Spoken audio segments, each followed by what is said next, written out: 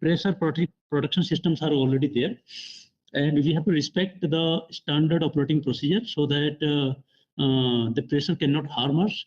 And we need to ensure that all pressure sensing devices like pressure switches, pressure gauges, pressure transmitters are maintained as per the OEM, original equipment manufacturer.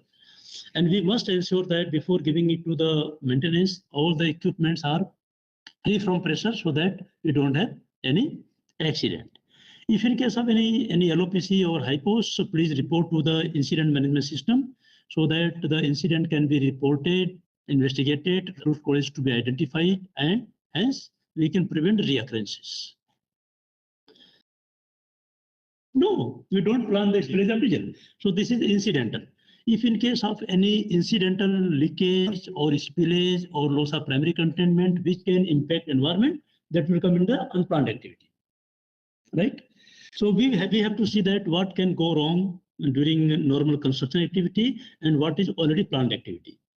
Our main intention is to see whether this activity is polluting air, polluting soil, polluting water, creating hazardous waste, or using natural resources, which is because ultimately we are here to protect or minimize the impact to environment.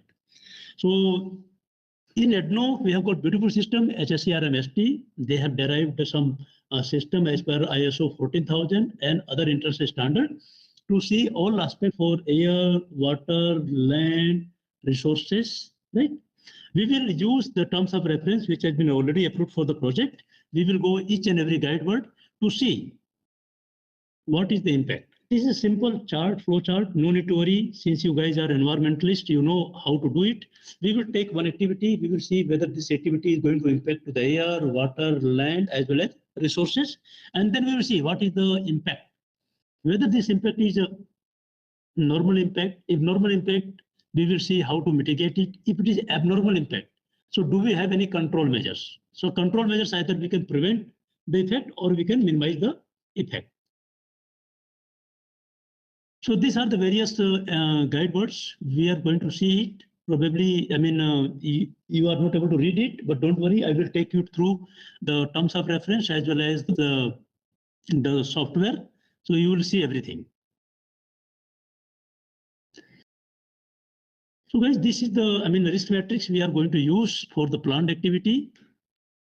This is the guide word which is going to be used for unplanned activity. And of course, we will see, our template. This is the template for dictation recording. And we will put our all dictation, our all recording in this format.